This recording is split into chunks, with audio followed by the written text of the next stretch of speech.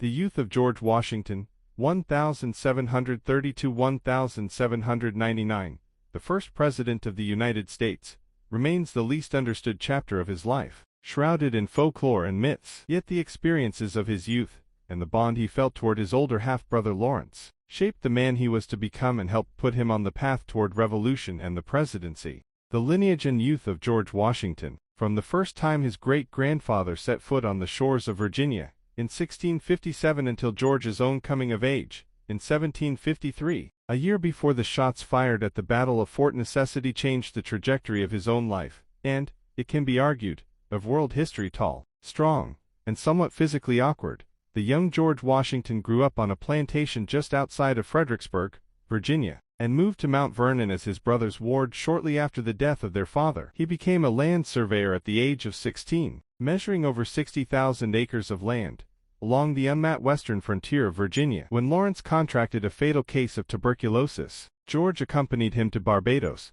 the only time he ever left the boundaries of the future United States. While there, he had a short but painful bout with smallpox, and for the first time came face to face with the military might of Great Britain. He had experienced much by his 21st birthday in 1753, although nothing could have prepared him for what was still to come. The story of the Washington family in Virginia begins with a shipwreck. On February 28, 1657, the merchant vessel Seahorse of London ran aground on the shoals of the Potomac River during a storm, laden with precious tobacco. The ship had just embarked on its return voyage to England. Among its crew was a young Englishman named John Washington, born in 1633, who had taken to a life at sea after his father, an Anglican rector, had had his properties confiscated for his support of the Royalists during the English Civil Wars, 1642–1651. As the crewmen went to work repairing the Seahorse of London, John Washington befriended several locals, including Anne Pope, the daughter of a wealthy Maryland planter. It was perhaps out of love for Anne, or perhaps because he spied more opportunity in America than on the open seas, that induced John to stay behind after the crewmen sailed the repaired vessel back to England. John Washington married Anne Pope in late 1658, with the marriage ultimately producing 5 children.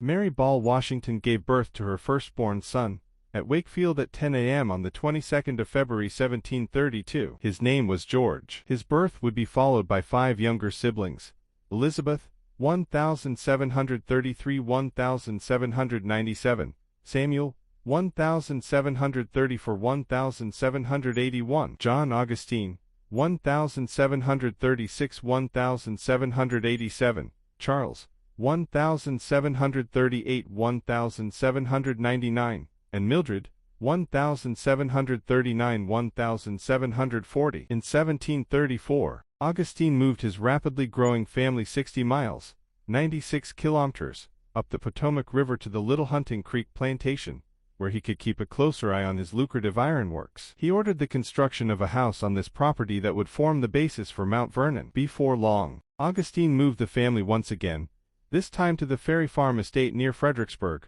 Virginia. It was here where George Washington spent much of his youth. Not much is known about George's childhood.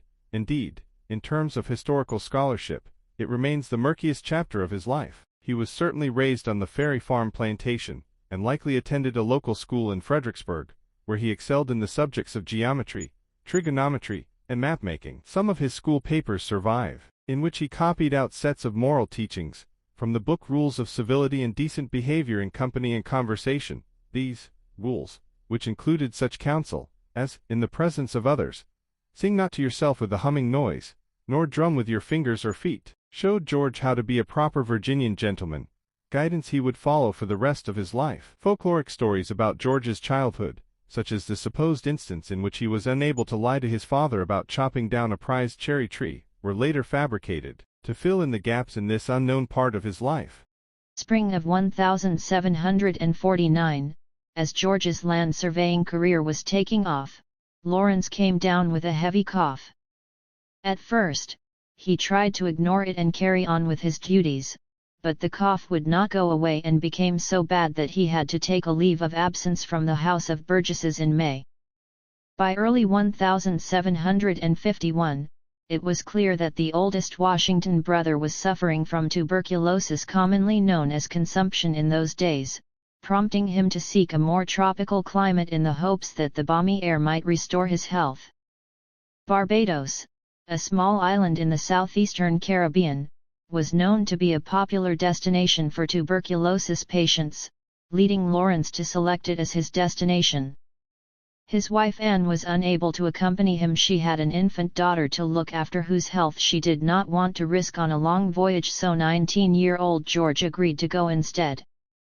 The brothers' vessel set sail from the Potomac on September 28, 1751, arriving on the east coast of Barbados at 4 a.m. on November 2.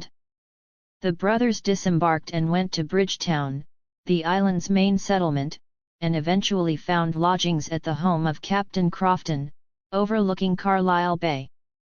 As Lawrence consulted with his physicians, George marveled at the tropical landscape of Barbados, which was unlike anything he had ever seen, and found that he was perfectly ravished by the island's beauty. MountVernon.org.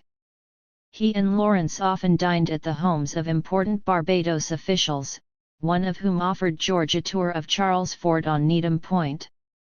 The 36-gun fort, which guarded the entrance to Carlisle Bay, was the first such fortress George had ever seen, and had a significant impact on the young Virginian. Whereas previously he had given little thought to military matters, his glimpse of Britain's military might in Barbados fascinated him and may have convinced him to pursue a military career of his own once he returned to Virginia.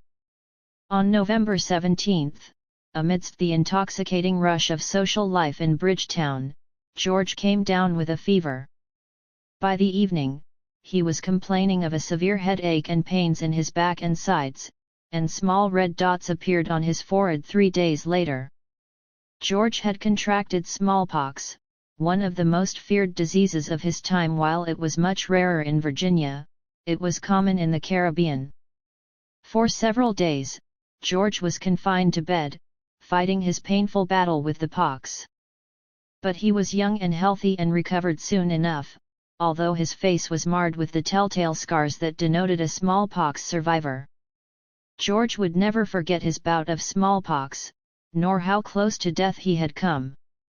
During the American Revolution, when a smallpox outbreak was ravaging the colonies, he would mandate that all his soldiers be inoculated against the disease, an act that several historians credit with having saved the Continental Army from destruction.